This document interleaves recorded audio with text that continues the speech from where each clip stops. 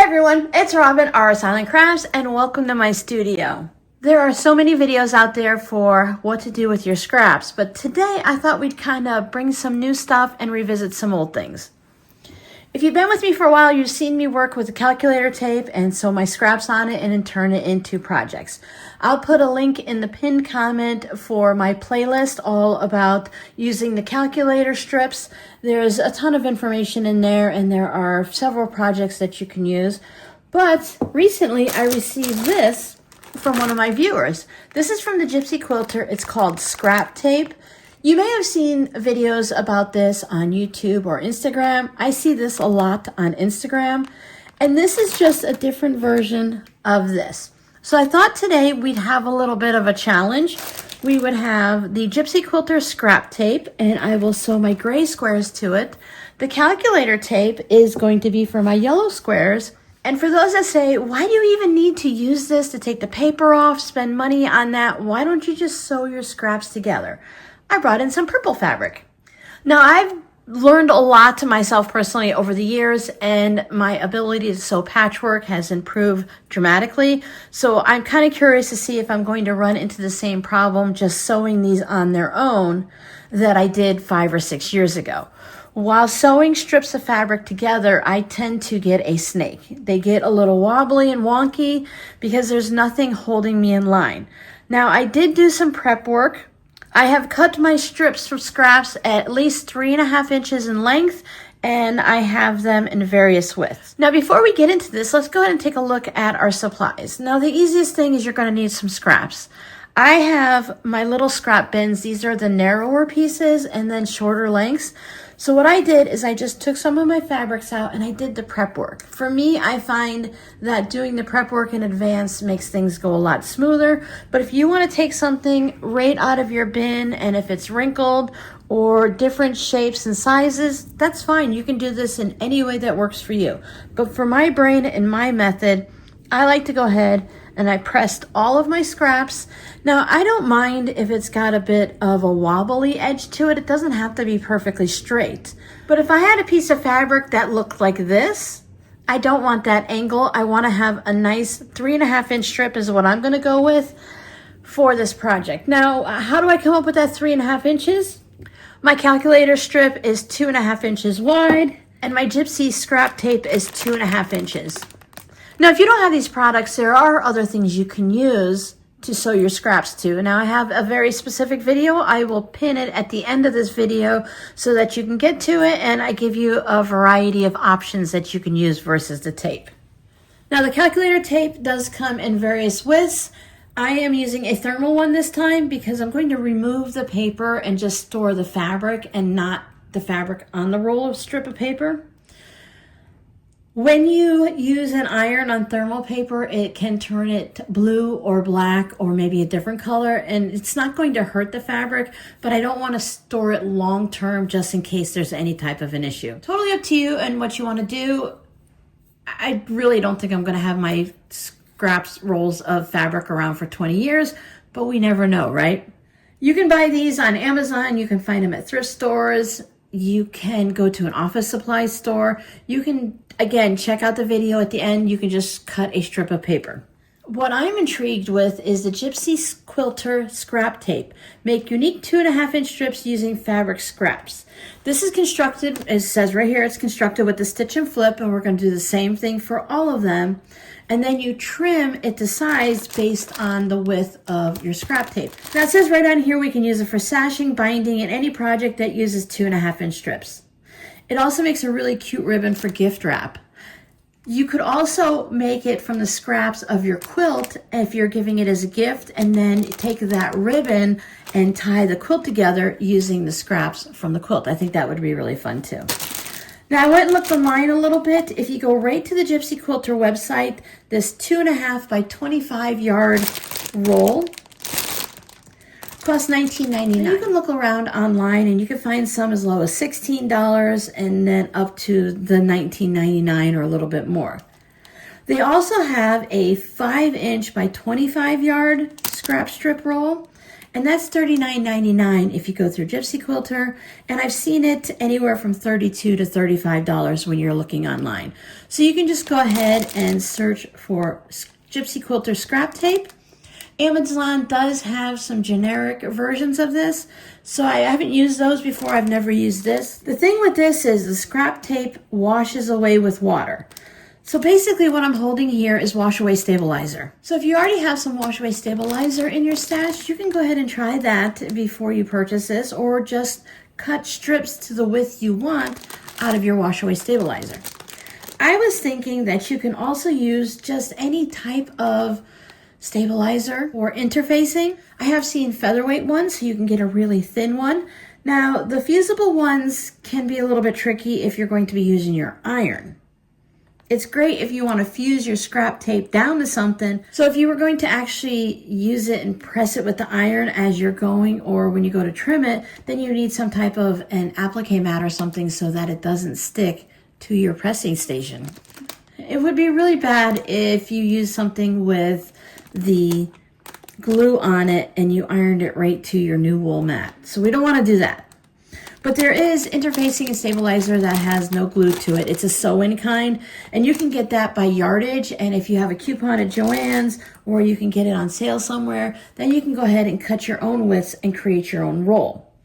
But if you want to just grab this and go, we're going to try this out today and see how it works. And we're going to have a little competition and see which one works the best.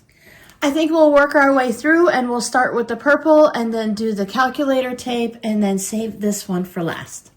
So let's go ahead and get going. Now for the purple, we're just going to be sewing these together just like you would do anything. Take one, the next one, right sides together.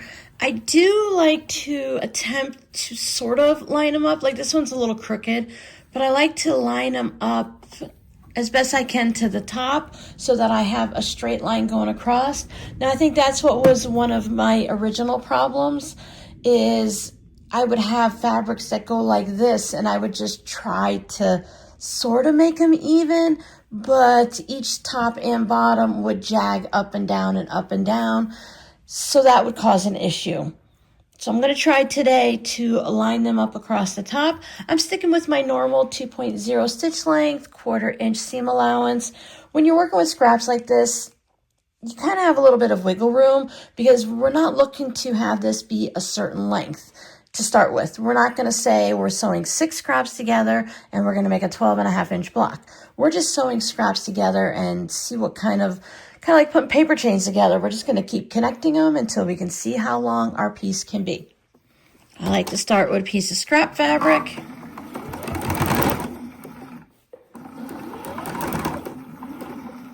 Now you could sew pieces together 2 by 2 by 2 and then sew those 2 together, but because we're doing the other ones on a strip of paper, I'm just going to keep adding one fabric to this left hand length of strip until I get further and further. So here's our first one.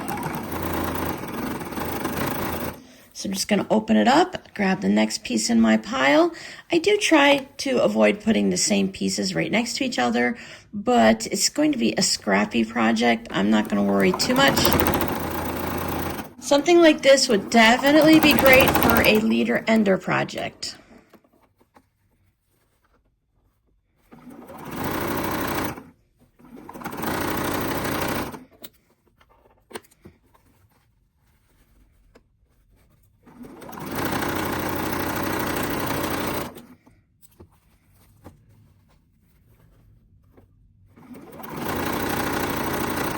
Now, if I were just working on sewing these, I would probably have more than just one strip going, whether it's 2 strips of purple or a purple and maybe a red or something, so that I can constantly be rotating as I chain piece. So when this one goes through, you see how this one has that little cut right there? So that is going to be an issue at the bottom with the seam allowance. So I'm going to have to take a little bit of a larger seam allowance so that I don't come up short there. So after I put the purple through, then I can bring the red or the green or just a scrappy one up And then as the red is sewing through, then I can go ahead and grab my next purple. And that way you don't have to worry about these leader ender bits, the little scraps that I'm sewing with.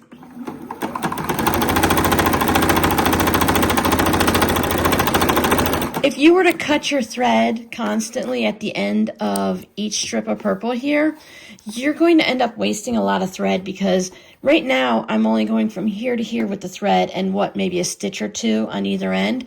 But if I were to cut the thread, then I would have that long piece of thread. So each time I do this, I would end up having more thread being cut off and trimmed later. I'll finish sewing the rest of my purple scraps. I'll show you what it looks like, and then we'll move on to the next project with the calculator strips. Now for the yellow scraps, I'm going to be using my calculator tape. I did cut 2 pieces off. Mine are 2 1/4. I'd like them to be 2 1/2. So all of my scraps are at least 3 1/2 inches. And what I'm going to do is I'm going to try to leave about 1/4 to 1/2 an inch over the top of the paper, and then I'll have all the extra at the bottom. And when we get over to the pressing and the cutting, I'll show you how I compensate for my paper being a little bit too narrow for the projects that I have in mind. I don't have any projects in mind, but if I want 2 1/2 inch strips. I'm going to work on these 2 at a time. What I did is I just pulled out enough paper for about 13 to 13 1/2 inches, just to give myself a little wiggle room just in case. And I'm going to go ahead and chain piece these and just keep rotating them through.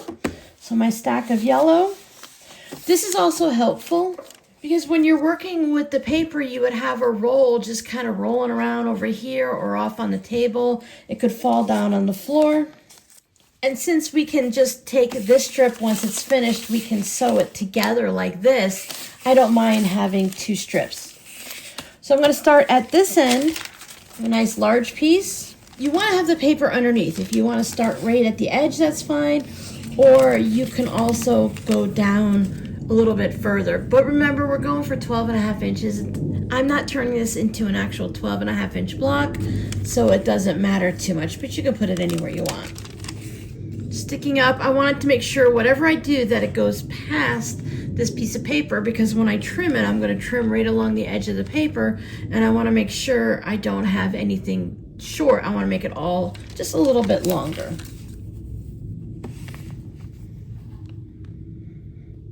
Add in my first piece. Now when you're working on the papers like this, you can do wonky pieces of fabric that are like this. You can use old quilt blocks. Maybe you have a half square triangle that's 2 1/2 inch pieces. You can add that on there. But for simplicity, I am just going with relatively straight pieces today.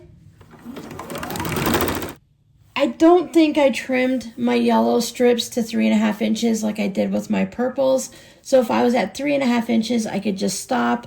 For this, I'm just going to go ahead and take that couple seconds, and I'll sew all the way off the fabric just to make sure I have enough when I go to trim it to a wider width than the paper. I can bring in my second piece.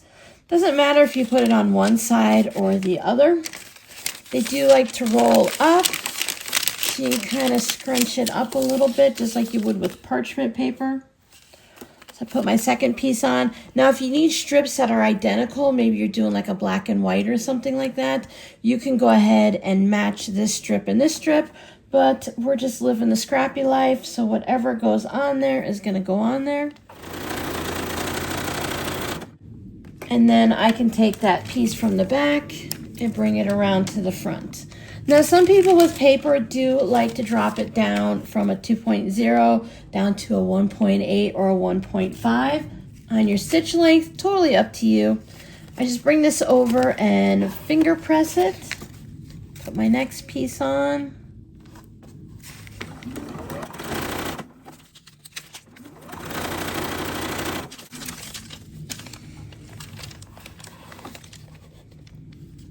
Now this one has some green in it, and for me, I don't mind because it's predominantly yellow. I'll just put most of the yellow towards the top. I'm not being super picky on my yellow strips only being yellow.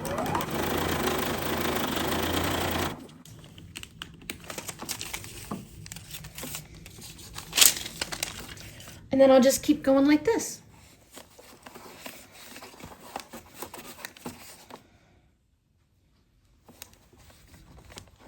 You could do several strips and take it and press it with the iron on each one. There are different tools you can purchase to help you get a nice firm press or crease on those lines.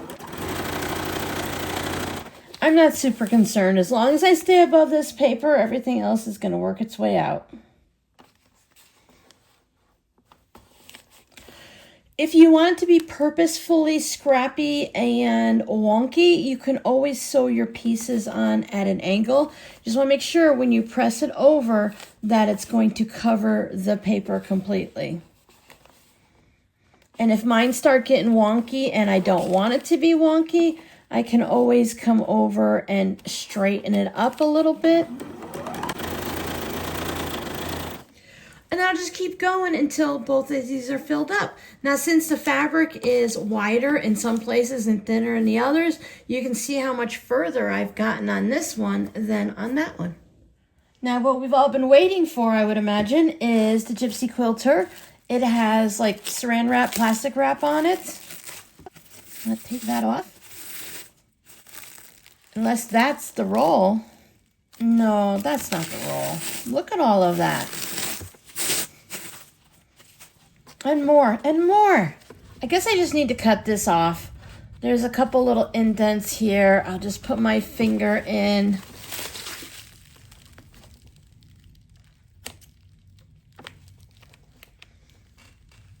Just cut that off.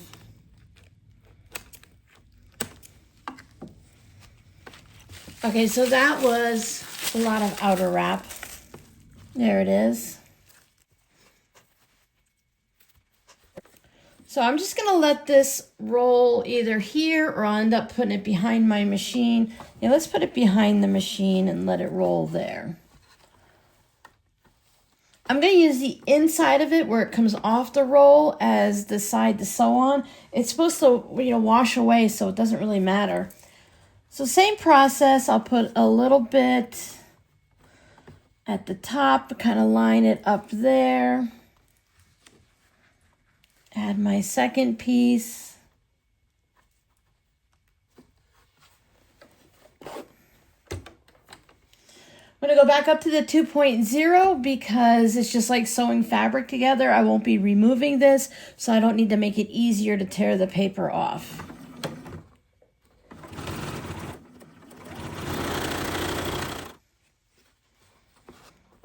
Press it over. Add the next piece.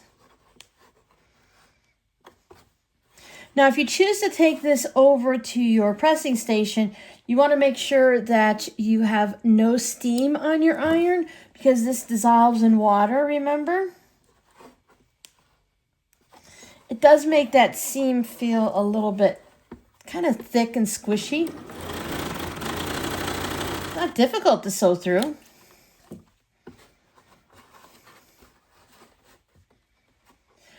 Now for a project like this, especially when working with dark colors like this, if I have a bobbin of thread that's almost done,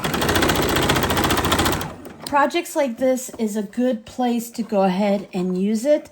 I like to put it at the top of my machine because when I'm sewing, I'm not paying attention to the bobbin. That's why we lose at bobbin chicken a lot. I can pay attention at the top of my sewing machine and see, plus I'll know when the bobbin thread here runs out.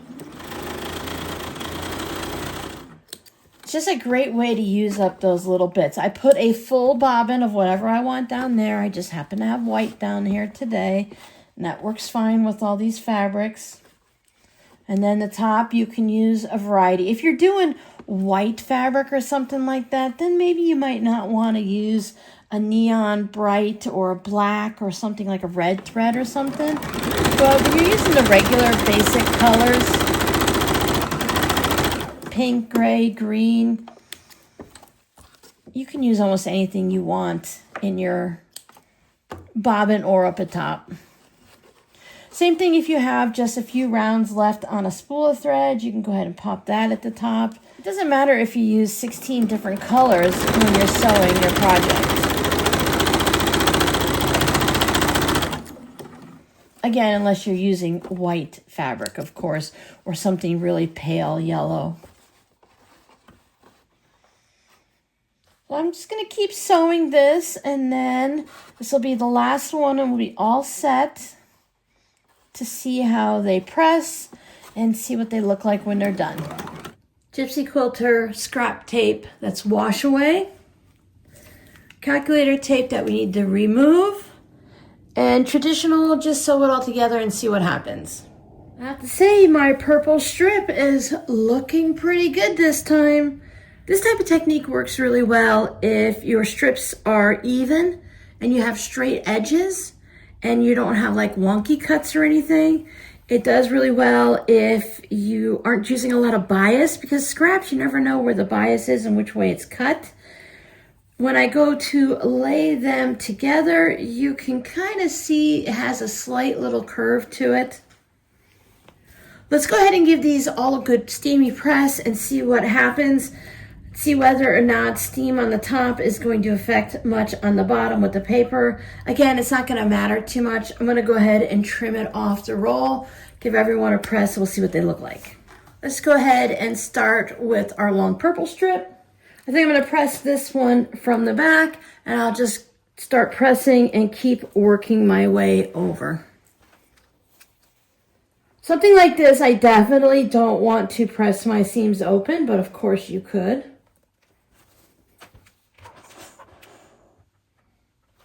Some of them I can feel the resistance, like they want to press in the other direction, but I'm going to make them all go in one direction because I don't know how I'm going to use this strip yet, and all in one direction might be important at some point. Now be careful on the last one that you don't pull it because bias edges and such.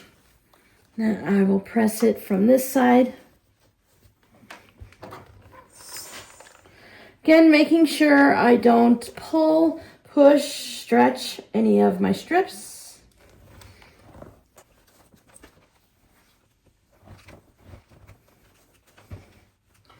There's our first one.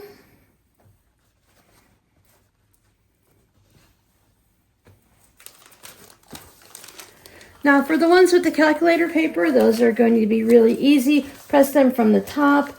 When I stitched them down, I stitched them from here to there. So I'm going to go ahead and press it in that same direction. Just easier to flip it over to this side. I'm really only concerned about the paper, and then a little bit more. If something gets a little off on the edges, it's okay.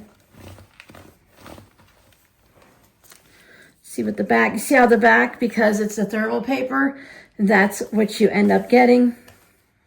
I've used it on white fabric before and I haven't had any issues. I haven't seen anything where that goes on to the fabric, because with thermal paper, there's no ink involved. So it's just on the paper because of the heat. You could do dry iron, of course. I just like to give it some steam. And that's what that one looks like. Now here's the one that I'm curious about. Again, that's where I started, so I'm going to press this way because I just think it's going to work out better. I am curious to see what's going to happen. I think I'll flip my wool mat over so it's not as hot there. I'm going to give it one run with no steam, and then one run I'll go ahead and give it a burst of steam. I guess you can also turn down the temperature if you want, because remember, it's meant to be washed away when you put your quilt together, or you could, I guess you could spritz some water on it. We'll try that too. You could spritz some water on it. Maybe it'll go away with the iron. You could take this and I guess you could wash it in the sink if you wanted to. I'm not really sure why that would be something you would want to do. Quick run down. Let's see what it looks like. Everything is still intact.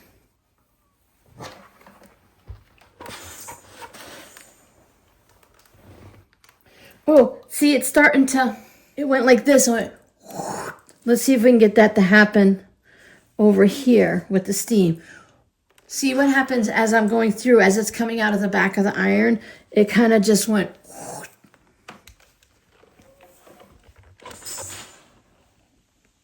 See how it just kind of pulls in there?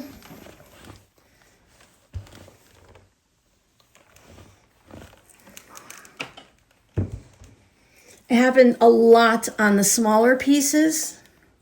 It hasn't dissolved or anything, but you can see right there, it kind of dips down a little. It's definitely not as wide and it's not even. It's kind of shrunk up into places like that. I'm going to spritz this piece right here with water.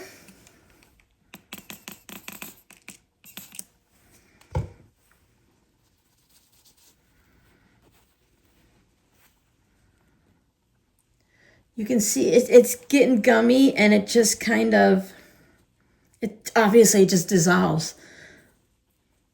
So this is just like any of the wash away stabilizer you can get when you're sewing or doing machine embroidery and stuff like that, and you dip it into the water, it gets this gumminess to it, and then it just dissolves. So definitely need to remove my wool mat. Let's put this old piece of fabric down to protect, even though this isn't anything, you know, quality that I have to worry about, I still don't want it to get all gummy.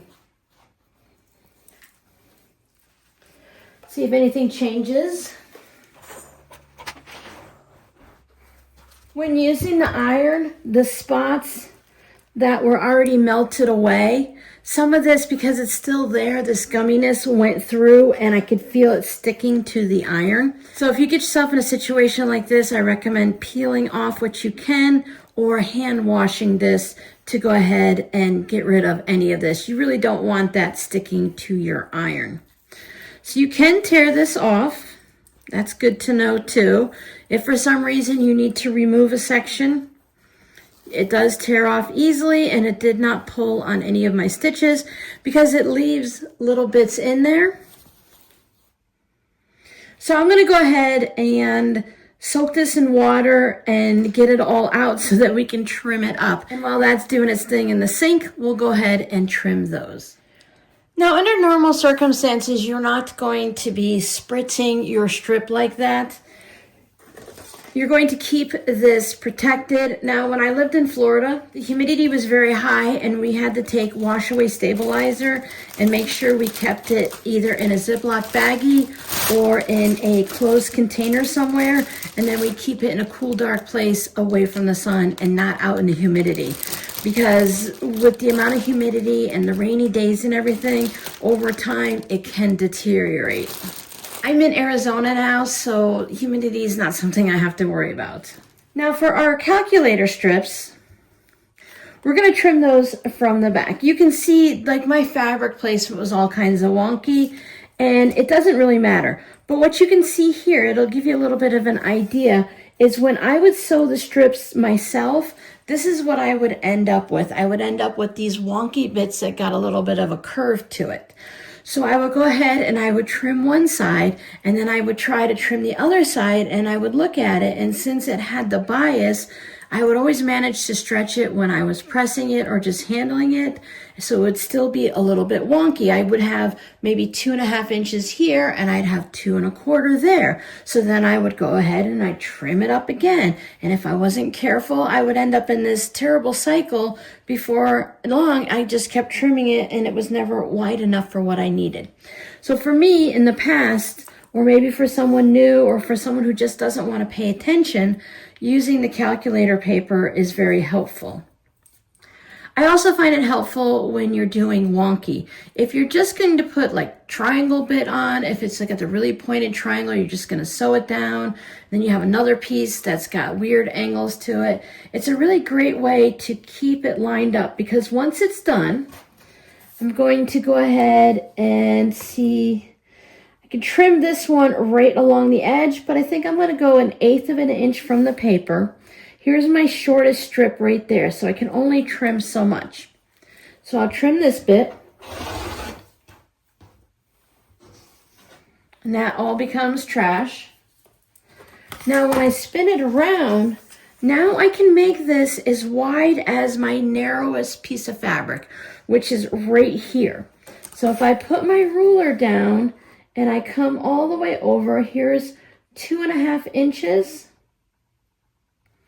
And I have just enough space there. So if I cut 2.5 inches from the edge of the fabric, not the paper, then I can get a wider strip. Now, if I were to cut it off right here, and we weren't looking at that piece right there, I can take this and bring it all the way over. I can turn this from a 2¼ inch calculator paper into a 3-inch strip because I just leave a little fabric on either side. But I'm just going for 2.5 inches, so they're all the same. Line it up with the edge of the fabric. Now I'm not having any bias issues, nothing stretching or moving because that paper is stabilizing it and holding it in place for me.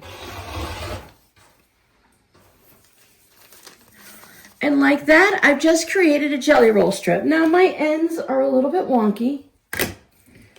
So let me clean those up just so it looks nice and neat.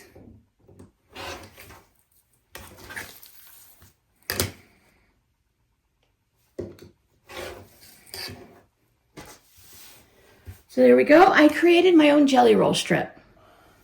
So I'll cut this one. Same thing, I'm going to start at the narrow side.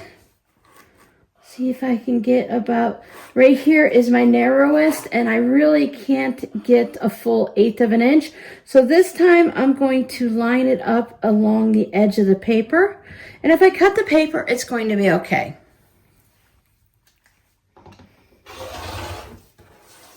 There's that. Again, spin it around. And this one is my narrowest, so if I want to get something wider than 2.5 inches, I can get a 3-inch off of this one. So I can go ahead and trim this at 3 inches if I want, or stick with the 2.5 inches so that everyone is matchy-matchy. So there's our 2 new scrappy jelly roll strips. Both of them are 2.5 inches wide. Now on these, we do need to remove the paper. I do have a video in my scrappy calculator strip video playlist about removing the paper. I go a little bit more in depth, but you just pull out the paper. In the olden quilts, back 100+ years ago, if you go and look at some of the quilts that have either not completely been quilted or ones that are just the top, a lot of them have newspaper in them still. So you could leave the paper in if you wanted to. I'm going to guess that after a few washings, this paper is just going to dissolve anyways. So I give it a little bit of a pull, fold this over. I hold that seam with my thumb and move my thumb down so it pulls off.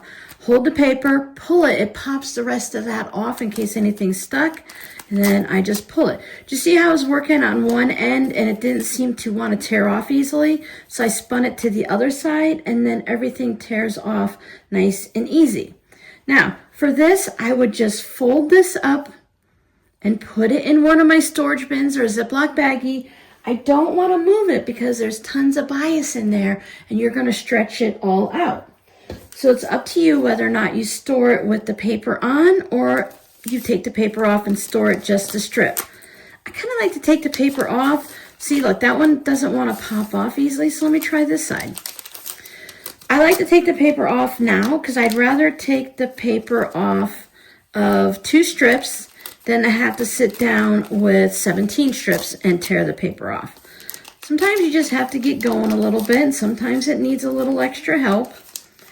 Nothing's going to be super easy and perfect and the same every time. You just have to have a little patience, or you pass it over to your husband or your children. Ask them to help remove it.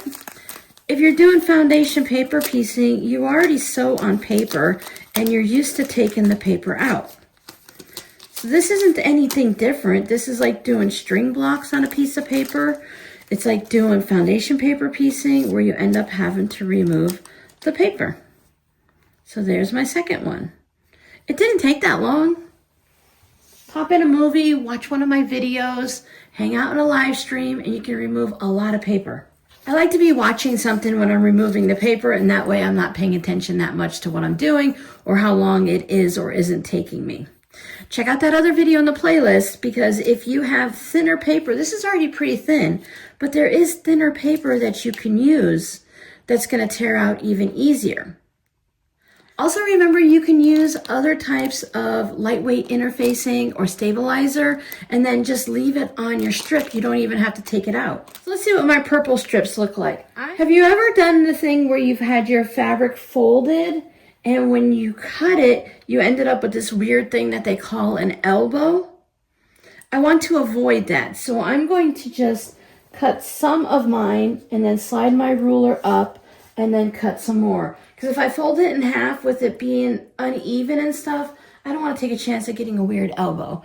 Now, of course, I can also just pop a seam off, cut the seam off, and end up with 2 strips. Or I can cut just one long strip. Again, whatever one is your shortest one, that's going to determine where you cut. So you want to make sure you're trimming off a little from everybody. I'm going to line up on this back end down here.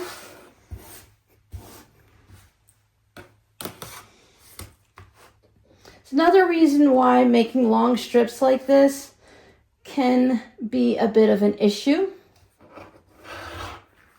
And there's that. Now when I spin it around, each section I just want to make sure it's at the same width. Now this one, again, if I can cut it at 2.5, Creative Grids, if you spin it around, it has the 1/2 inch marks with a nice black line to make it easy to line up from here. And then I can line up all the way down to the end. If I were making strips, just sewing pieces together like this, I would just leave it this whole length and let it be and put it in my container, and then I would trim it as I needed it. If I needed a 12.5 inch bit, I would go ahead and cut 12.5, 13 inches off, and then I would trim it to the width that I need.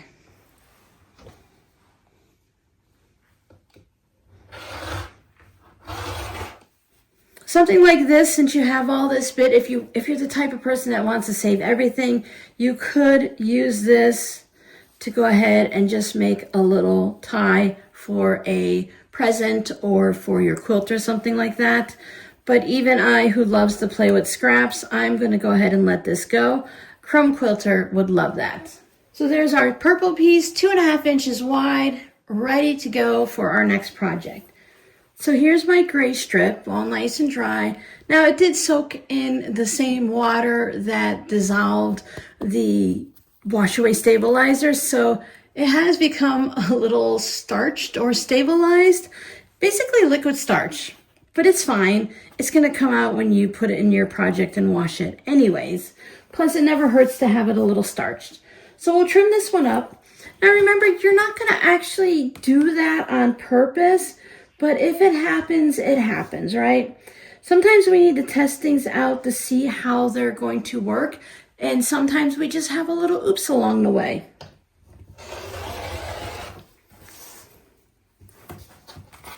It does make it nice to cut when it's basically starched like that. There's my 2.5 inches. The 2 questions I always get asked is, why and how do you use it? I think I touched pretty well on the why. Now, not all techniques are for everyone. So if you'd like, give it a try, test out a small piece. If you enjoy it, then do it. If you don't enjoy it, then go ahead and try the next technique in the line. I really don't care much for paper piecing. I can see the value to it, and people make some amazing projects. I just don't have the patience and the whole back and forth. It would take me a while, and I would have to do it over and over again to find that groove to make it quick and easy. This type of mindless sewing and stuff, I really enjoy it. It's a great way to just spend a little time in your craft room. If you're feeling like, I don't know what to do, I don't feel very crafty, but I want to do something, you can sew some scraps onto your calculator paper. You can sew them just on their own by themselves, or go ahead and try the Gypsy Quilter scrap tape or just go ahead and cut out some of your own interfacing, whatever's going to work for you. This one stays in the project until it gets washed. This one is removed before you use it. And this one is just standard old sew it together, ready to go. I think they all have their place. So now, what do you do with this, Robin? I spent all this time, I made miles and miles of rainbow fabric scrap tape. What am I gonna do? These are 2.5-inch strips. I know you're not gonna like it, but use them anywhere you would a 2.5-inch strip. There aren't very many specific projects that are set out like, here is a quilt using scrappy calculator tape. Now, if you go to Pinterest and you look for it, you can find some quilts. A lot of the times it's just like a coin quilt. You just lay them all out. You put some background fabric in between. If you want to make an entire quilt, you can go ahead and go that route.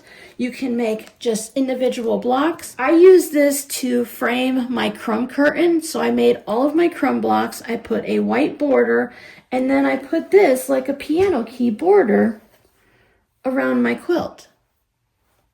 So that's a great way to use it up, especially if you're using the scraps left over from your quilt to go ahead and put that on there. I've also made wide strips and just put it up the back of my quilt.